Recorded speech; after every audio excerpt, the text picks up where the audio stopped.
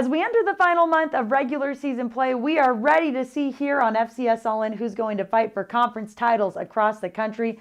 Welcome to our Week 10 episode, everyone. I'm your host, Alex Eshelman, alongside Craig Haley and Sam Herder. They're going to recap Week 9, discuss our huge game of the week, and to give you a hint as to what that matchup is, our guest picker is North Dakota State all-timer Kyle Emanuel. So suit up, it's time to kick off the show. First off, happy Halloween. As you can see, I am definitely wearing a costume. It's not my best, but 80s workout girl is it. Welcome to our Week 10 of FCS All-In. I will show you Craig and Sam's costume in just a second here. But first of all, let me introduce them. It's Senior FCS Analyst of Hero Sports, Sam Herder, and Senior FCS Editor of Stats Perform and theanalyst.com, Craig Haley. Guys, Craig, I'm going to start with you. Tell us what you are today. We've got a couple of bandwagon FCS fans here. Well, I'm dressed as a bandwagon jumper. I might be going Jackrabbits this week. I might be going Bison. I'm still looking into the crystal ball at whom I'm picking in the big game. So right now, I'm just looking to be a bandwagon jumper. It's perfect because it's a nice little foreshadow into our game of the week. Sam, tell us who you're repping for your bandwagon FCS fan.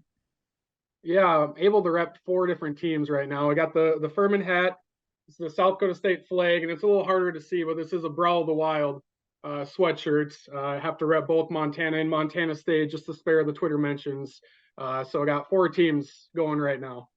You're a smart man, Sam. You're a smart man. As everybody watching knows, we are recording the show on Halloween. Hence, this is why we are dressed the way that we are, even though it will air on Fridays. But let's get right into our game ball segment, starting with our player of the week. Sam, I'm going to start with you. Who would you give your game ball to from week 9? Yeah, I think the best performance is Portland State's running back, Joby Mallory. He rushed 23 times, 241 yards, 6 touchdowns on the ground in a big win over Eastern Washington. I mean, if you're a team and you rush for 6 touchdowns, that's remarkable, but to do it as an individual player is just outstanding. Leilani Armenta from Jackson State. Female kicker, the first female player ever to score in an HBCU CU FCS game. She kicked 3 extra points against Arkansas Pine Bluff. Leilani Armenta, great job for Jackson State. Leilani, we are rooting for you, girl. And on that note, storyline, team, what would you give your game ball to along those lines? Sam, what do you think? Yeah, I'll give it to South Dakota State. Coming off of a huge ranked win, top 5 showdown over their rival, South Dakota, really hammered the Yotes 37-3. That's now South Dakota State's 4th ranked win of the season, which is an FCS high. So, I mean, they just keep on doing their thing. And I think they, every now and then they deserve their flowers, even though they're kind of doing what we're expecting them to be doing. Jackrabbits definitely unstoppable right now. Anything to add there, Craig? Florida A&M, last weekend they beat Prairie View A&M, clinched a spot in the SWAC championship game as the East Division champion before Halloween. And they don't play in the SWAC championship game until December 2nd. They're probably going to wind up hosting it, but definitely the Rattlers already in the SWAC championship game. If you could give a game ball to your favorite Halloween candy, what would it be? Sam, you go first. Yeah, I'll go with Reese's, kind of classic, whether it's just, the basic peanut butter cup, or you can do the peanut butter, mini rabbits, mini bunnies. I think those are my go-to. It's funny how you say that, Sam, because I think that most of the Big Sky Conference office would also agree. I'm on the Kit Kat and the Nerd Train. Those are kind of my 2 go-tos.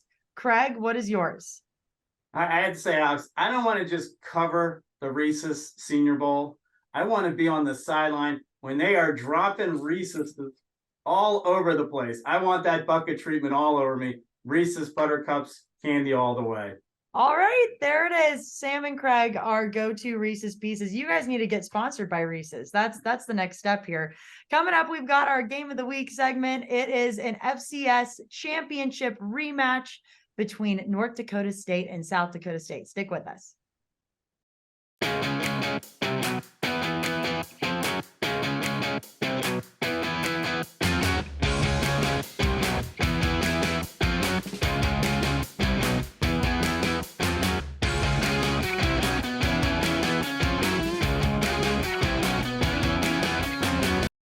Before we get to Sam and Craig, let's take a look at this heated rivalry that is our game of the week. North Dakota State going to South Dakota State.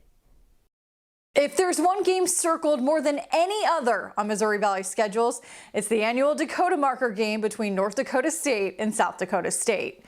Played every year since 2004, the rivalry is heated, to say the least. Even more so this year after the Bison and Jackrabbits met in the national championship game in January. The first word that comes to mind is intense, and I think that's any battle where there's been a lot of ups and downs for both sides, right? There's been the highest of highs and the lowest of lows. There's a lot of maybe dislike would maybe be a really good word to use, and in a good way. I mean, it's competition.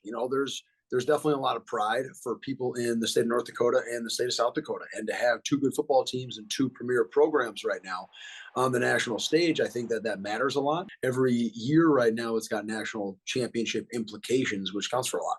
Grant Olson is a former standout Bison linebacker turned NDSU linebackers coach and special teams coordinator. As a player, he was unbeaten in the Dakota marker rivalry. I've told plenty of people, man, if there's one game that I could potentially ever come back and play in, I'd choose to play South Dakota State, I think, every day of the week, just for the fact of, as far as our conference and our rivalry, I think that was just the most intense game and the most fun. Zach Lujan starred for 3 years as the Jackrabbits quarterback, both as a starter and backup, before working his way up to South Dakota State offensive coordinator. It's been humbling kind of seeing it from all perspectives, right? Seeing it as a player, as a starting quarterback, as a backup quarterback, and now as the offensive coordinator, as a GA, you name the role. So it's been humbling seeing it from a lot of different perspectives. And, the one thing is it's going to be an intense physical football game, and we're going to have to play our best ball. NDSU leads the series 10-9, although South Dakota State has found the winning formula of late, reeling off 4 straight against the Bison, including January's national championship win, the Jackrabbits' first title in program history. For years, they had gotten the best of us in the playoffs specifically. So for us to end the way we did last season and kind of put an exclamation point on our year last year was really a special deal, especially who we did it against and the manner in which we did it. And, having been on the losing side of a few of those, I know that's been a motivating factor for them this offseason. So we're going to have to come out and play our best ball. When you play rivalry games and when you play them for incredibly high stakes, the most important game of the year, truly. I think that just adds to it. And regardless of what was going to happen, I knew the game the following year was going to be extremely heated because one team was going to win and have that bragging rights over the other team. And the other team was going to have an absolutely massive chip on their shoulder. And right now that gets to be us, obviously. And I think we're excited for the opportunity. Founded in 1985, the Missouri Valley Football Conference has established a tradition of FCS football excellence. Competing at the highest level of NCAA Division I, student athletes at its institutions demonstrate character, passion, and integrity as they grow as a student, an athlete, and a citizen. The Missouri Valley Football Conference, where leaders are shaped and champions are forged.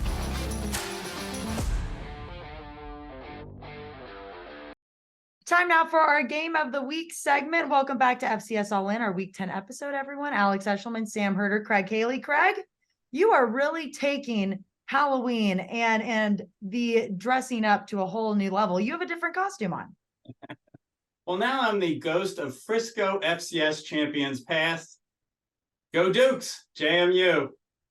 I love it. We'll continue to break down them as well as a handful of FCS games throughout our show. But today and right now, we are talking about number 10 North Dakota State going up against the top dog in South Dakota State. And guys, this is a question for both of you. Sam, I'll start with you. Craig, chime in here, but describe the atmosphere and describe this rivalry between North Dakota State and South Dakota State for people who haven't experienced it firsthand. These are two blue bloods within the FCS. NDSU, as we know, has kind of been, if you compare it to an FBS, the Alabama of the FCS. And now you've got South Dakota State, who has been kind of the Georgia, if you will. So what is this rivalry atmosphere environment like between these two programs?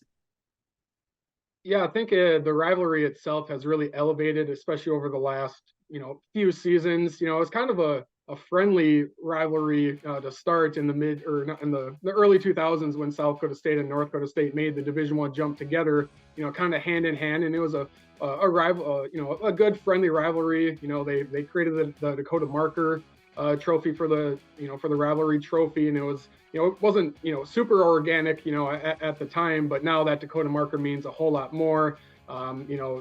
North Dakota State kind of was running through the subdivision for a while, but then once South Dakota State started knocking off North Dakota State in the regular season, that amped up the rivalry.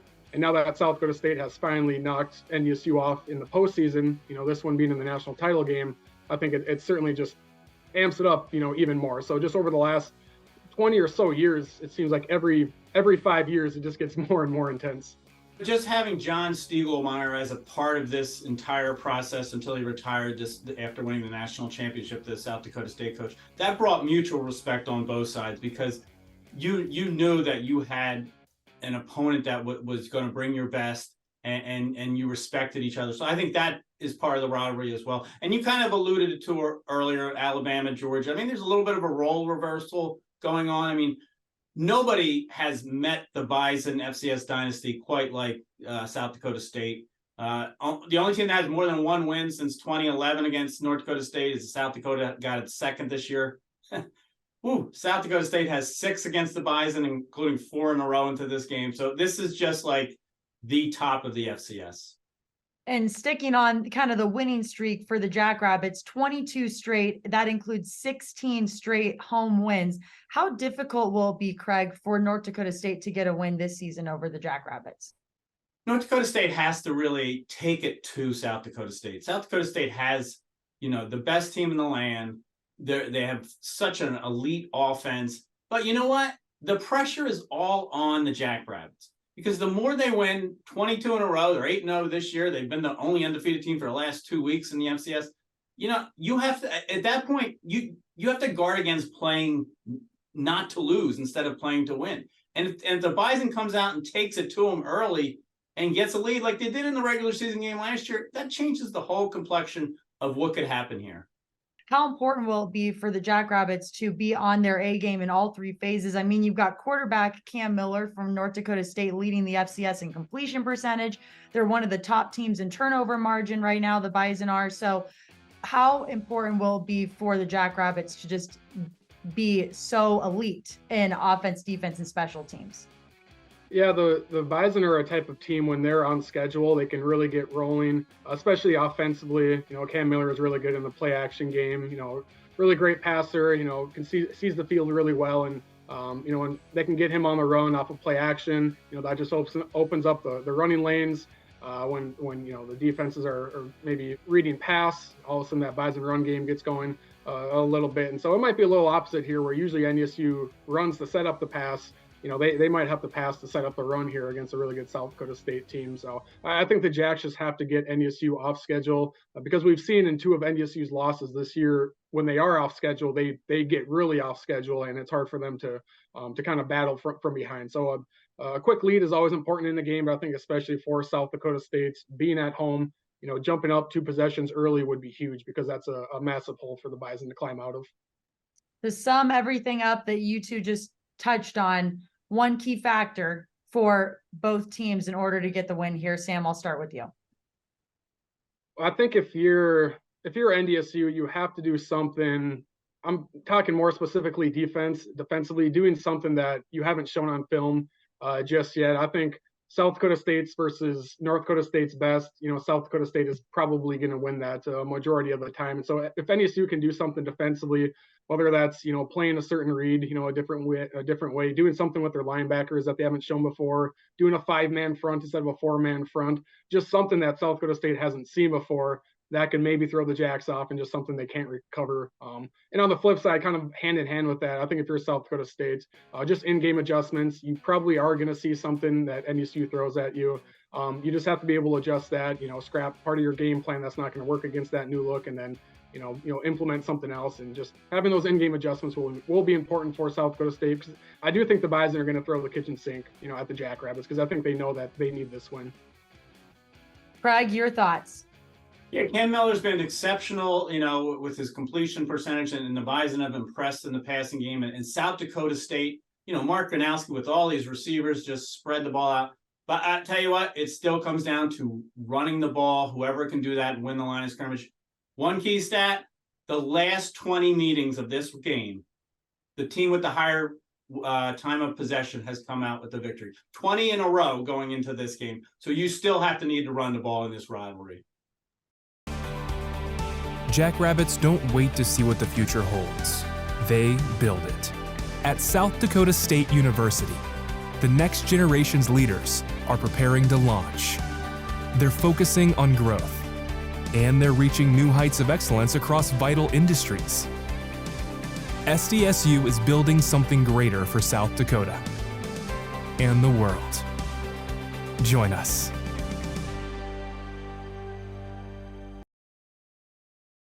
It's our pick'em segment. Alex Eshelman, Sam Herder, Craig Haley. Craig, why not? One more costume change. Tell us what you are wearing now. Ghost of Frisco FCS champions past. Roll Bearcats. Sam Houston. Nichols at Incarnate Word, a Southland Conference matchup. Sam, who you got? I'll go with UIW here. We'll see if Zach Alzala comes back at quarterback for UIW. He's been nursing an upper body injury. I still like UIW in this one. I like how their defense is playing, and I think if they can finish promising drives in the red zone with 6, that UIW can really start to roll down the stretch here. Craig, your thoughts? Yeah, Nichols has to force turnovers, especially being here on the road. When they force turnovers, they do win. But, Sam mentioned some of the firepower at UIW. Brandon Porter's been great at wide receiver. UIW wins here. They're basically clinched the auto bid in the Southland Conference because they're going to gain a forfeit win in another week against Northwestern State, and then it becomes automatic at that point. Next up, Austin Peay at Eastern Kentucky. What do you think, Sam? I think this is going to be a really good back and forth battle. A lot of points, great quarterback play. I do like Austin Peay in this one to get a road win, though. An 0-2 start has now been met with, I believe it's a 6-game winning streak now for Austin Peay. And so they've gotten things rolling. I think they look primed to make the playoffs. A road loss here would set them back in that playoff hunt. And so I think they know what's on the line, and we'll get a road dub. Craig, who gets the dub here? I agree with Sam. Austin Peay, terrific quarterback matchup. Mike DeLillo versus Parker McKinney from Eastern Kentucky. Austin Peay has really done well to just, put up points, 40 plus in 5 of their 6 games in this winning streak. And they really ran the ball well against Eastern Kentucky last year. So yes, Governors in this one. Moving on, South Dakota at Southern Illinois. Sam, who gets the win here? It's a huge game for both. Both teams are ranked right around the top 10. I kind of like Southern Illinois here. I think USD coming off of that loss to South Dakota State. It's hard to know what the psyche of a team is after, a top 5 showdown, thinking you could, maybe ascend to the number 1 team in the country if you win, but, you lose pretty handily to your rival. How do they respond to that? I think that's going to be tough. And Southern Illinois, I think, at home that favors them. And also just with the Salukis, how they're playing defensively, I think you would favor SIU or at home, excuse me. Southern Illinois, yes or no, Craig? I like the Salukis as well. It's a big picture kind of matchup where, the winner's really in a good spot for a playoff seed. I think Salukis have really impressed the last few weeks. A Colonial Athletic Conference matchup, William and Mary at Albany. Albany here. I really like their defensive line, which is, this game is probably going to be won in the trenches because William and Mary is certainly going to run the ball. But Darius Wilson, the William and Mary quarterback, he had probably his best day passing last week. So that is promising for the Tribe. But Albany, I think, is probably under the radar a little bit right now. They are 6-1 versus the FCS. They're playing really well on both sides of the ball. So I'll take Albany at home. The Great Danes. We love that mascot. All right, Craig, what do you think? It's a great matchup. No FCS team has really run the ball on Albany. And I just think William and Mary needs this. I think they're going to get to Reese Poffenbarger with the pass rush. Albany can certainly pass rush, but I just think it's a tight game. I just think the Tribe might get it done on the road. How about Furman at Chattanooga? Who ends with this one victorious? Sam? The SoCon auto bid is on the line here. I think Furman is built pretty well. I think they are, in line for a top 4 seed in the playoffs, big picture wise. But to do that, I do think they need to probably win out, and so they know what's on the line. On the flip side, Chattanooga winning in, with the auto bid. If Chattanooga loses, they might honestly be left out of the playoffs, and so it's do or die time for Chattanooga possibly. But I just like Furman here. I think overall they're more well built. I think they're better defensively as well. So I'll take Furman on the road. Your thoughts, Craig? Yeah, at the least, you clinch the Southern Conference title in addition to the auto bid. This is the highest Furman has been ranked since 2005. They're number 2 now. I like the way they set up the pass with the run. Dominic Roberto, Tyler Huff, their quarterback, just get it done on the ground. So yeah, I'm gonna go with Furman on the road. Sacramento State versus the Montana Grizzlies in Missoula. Who gets the victory here, Sam? I'll go with Montana here. I just think with how they're playing recently, the defensive pressure that the Grizz are generating now, the quarterback play for Montana, plus being at home, I think that crowd is really going to be into it, especially with Sac State beating Montana last year. And so it's going to be a really tough environment for Sac State to go in and get a win due to, it'll probably be pretty cold for Sac State, and also just the crowd behind Montana is going to cause a big difference in this one. Craig, do the Grizz get it done? I think so, but I'll tell you what, in this Frisco kind of era, Cal Poly, Northern Arizona, Sac State, they just seem to give Montana such a hard time. And Sac State has won 3 in a row here since 2019 against the Grizz. So you got to give them a shot here on the road. Bobby Houck will get the Big Sky record for most overall wins with a win here. I'm going to go Grizz. They seem to be red hot. Not to mention, first-year head coach and Andy Thompson is a former Montana Grizz player, so he knows how to prep his guys to play at Wa Grizz. Last but not least, guys, our game of the week, number 10 North Dakota State versus first place South Dakota State. Who gets the win here? Sam, you go first.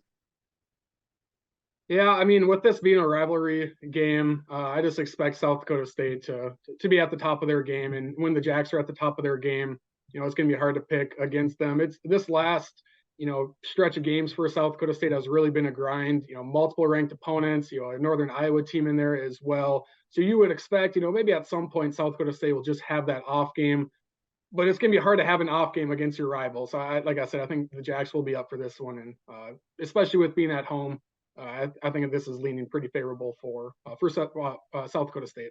The Bison come in flying. I just think, as I mentioned, all the pressure is on the Jackrabbits at this point moving forward, and they're just playing one tough opponent after the other in the Missouri Valley Conference.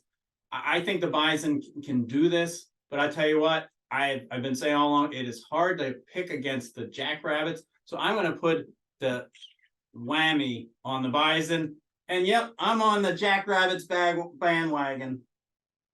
I love it. Throwing a little Lee Corso, putting on the helmet and repping the Jacks. All right, we will see. And we'll see coming up as well if Bison all-time great Kyle Emanuel thinks the same. At North Dakota State University, you'll find a different kind of education. It's where you'll experience hands-on research and innovative technology. It's where you'll meet students and faculty from all over the world. It's where you'll discover exciting opportunities and still feel right at home. This is North Dakota State University, and this is where you belong. Start your experience at ndsu.edu.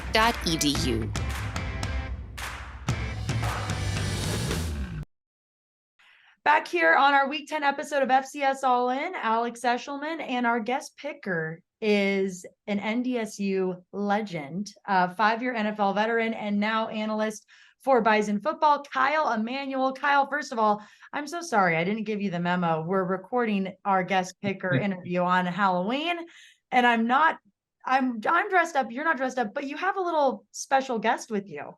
I do. I have my dog here with me. If we can see him. Hello. Say hello, Otto. Yep. There he goes. So He is adorable. My Halloween costume. I had a penguin one. Actually, I still have it from college, but didn't put it on this time. So my apologies on that one. That's okay. Let's talk about your time in college. 58-3 overall record when you were playing for North Dakota State. You never lost a national championship. So you're a 4-time national champion. You never lost to South Dakota State, 6-0, which we'll talk about in a little bit. But what are the times that you reminisce on the most, along with all of the winning that you experienced in Fargo? Yeah, I mean, I know it's kind of like cheesy and cliche to talk about the process, but like it truly was something. I think when people look back on NDSU, especially in my time, they just assume, well, NDSU was just so much more talented than everyone. They just ran people over, and it really wasn't that way. Yes, we had a lot of good players. I played with some phenomenal players, some guys that made it into the NFL. But we were 3-8 the year I got recruited. You know, people forget that the NDSU was 3-8, and then it was 7-4, and then just kind of took off from there. So it was the process. It was going through the grind with guys that were overlooked, that guys that, you know, were offered walk-ons or maybe did walk on at NDSU. Those are the times I kind of look back on and where we kind of really developed that brotherhood. But I mean, as far as on the field, as you alluded to, beating SDSU 6 times, never losing the Rock. We won it when I was a redshirt as well, along with all the national championships. And then I would also throw in the win against K-State. Those are the things, at least, that I remember very fondly. Now that you're calling games for your alma mater, you're in your 3rd season, I believe. 3rd season? Yeah. What has that been like, transitioning from being a student athlete and a player on the field to now being the guy that's calling the plays? Yeah, it's been different. And, you know, to be honest, Alex, it was never something I thought I would do. I kind of got done playing with the NFL and was, you know, what do I do from here? I love being around football, didn't know if I wanted to get into coaching. So I started actually just doing pregame shows. And then, you know, one thing led to another and I was calling games. It's so much different because, you know, especially when I was at NDSU as a defensive end, as a defensive lineman, you're concerned about the D-line, the offensive lineman. You're not always concerned about what's going on behind you in the secondary and everything that goes in to a single play on football. And so that's what I've kind of loved about this challenge, is trying to understand a little bit about everything and then trying to use what I know, my football and communicate that in a way to people that are, you know, veterans in football that know everything about football, or someone who's new to the game, and trying to, you know, communicate it in that way. So it's been fun staying around the team, my alma mater, obviously. You know, it's been kind of perfect for me in my transition to, you know, being done playing. I love how you talk about this is something that you never thought that you were going to do, and talking about embracing the challenge. Along those lines, what is your one piece of advice to NDSU players, FCS players, and really student athletes across the board when they're done with their time playing, making that transition into whatever they're pursuing next? It's hard, right? I mean, it's even more difficult, I think, when you play in the NFL and you kind of step away, because a lot of guys, if you're coming straight from college, you know, you can do the internship and you can move right into a career, but it's difficult. I know there's, you know, it's always, to me, it's always come back to, you know, where can I make a difference? Where can I feel like I'm kind of, you know, being a part of something, you know, maybe a little bit bigger than myself. And that's kind of what I found when I was playing. And, you know, so far, at least doing the analyst role, that's kind of what I found there as well. I love it. All right, it's time. Our pick'em segment. Let's start with Nichols at Incarnate Word. Southland Conference matchup. Who you got?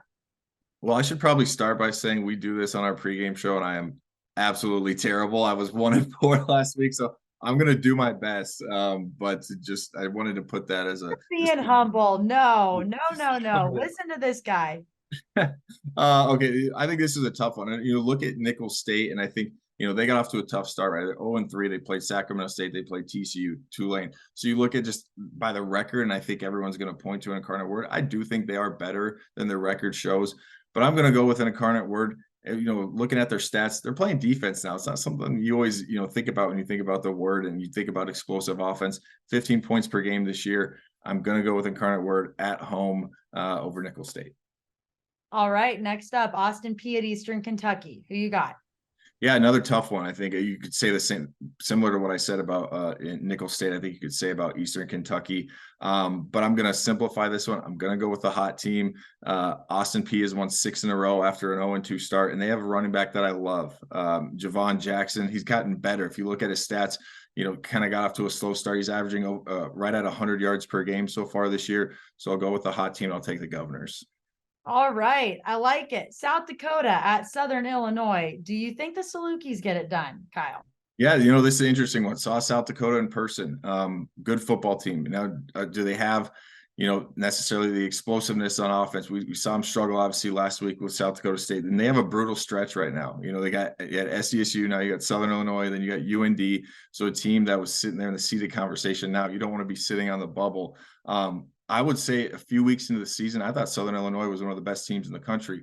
They stumble against Youngstown State. They kind of struggle a little bit with Murray State, but they've bounced back really well, and they can flat out play defense. And I think they're a little bit of a different team at home. I'll take the Salukis.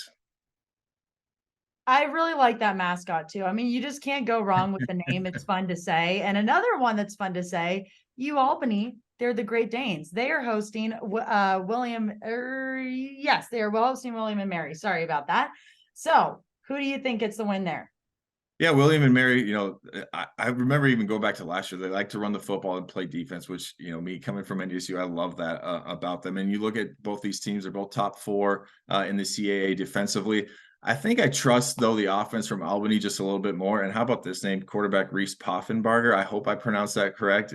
How do you pick against a guy with that name? I'll go with Albany. Definitely a stellar football name. All right, Furman at Chattanooga. Who gets the victory here, Kyle? This is a very interesting one. A lot on the line. So the SoCon championship, or at least a share of it's on the line. And if you look at Chattanooga, because of what they have coming up, I believe it's a bye and then Alabama. So sorry to Chattanooga. I'm going to pencil in Alabama as a loss. Like, this could come down. Like, this might be a must win. You don't want to be sitting on the bubble there. I do really like Furman's defense, especially what they did against Western Carolina a couple of weeks ago, holding that offense to 17 points per game. I'm going to go with the upset, though. I'm going to go with Chattanooga at home. It's senior night. Everything I just laid out, everything's on the line for them. So I'll go with Chattanooga. Montana leading the Big Sky right now, 7-1 overall record. Do they get the win at home over the Hornets? That is our next game of the week. Does Sac State win it? Yes or no? I'm going to say no. Everything tells me that everything in me wanted to pick Sac State, but Montana is such an interesting team, right? The beginning of the season to what they've done now, with the transition to quarterback Clifton McDowell, I think they've just been different. It's going to be in Missoula. It might be a little cold. I'll take the Grizz at home. All right. Last but not least, your alma mater, North Dakota State, going to South Dakota State for an FCS title game rematch. Who gets the win here? I'll just admit my bias right off the bat. It goes against everything I believe in to pick against my team, especially when they're going against South Dakota State. So I'm going to go with NDSU. And look, I understand it's an uphill battle. SDSU has looked like the best team in the country, for a reason. Offensively, defensively, they're doing a lot of good things. To me, I will give you a key, though. The team that rushes for more yards in this series usually wins. And if you look at the last 4 games, SDSU 0 turnovers, NDSU 7. That's got to change for the Bison if they want to find a way to win this one.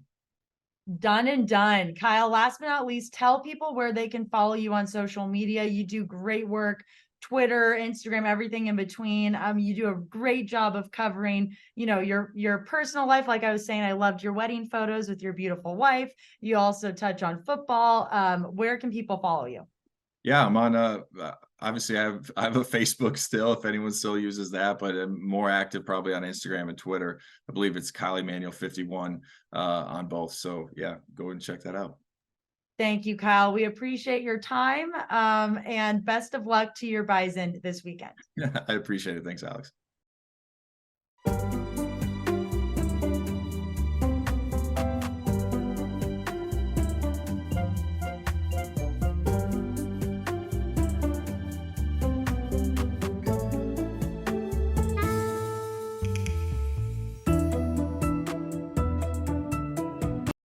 Now, if you dressed up for Halloween like Sam, Craig, and I did, send us your photos on social media. You can also let us know what your go-to Halloween candy is. We also discussed that one. Of course, Sam and Craig's favorite is Reese's, very popular one. Have a great weekend, and don't forget, we'll be back with our Week 11 episode next Friday.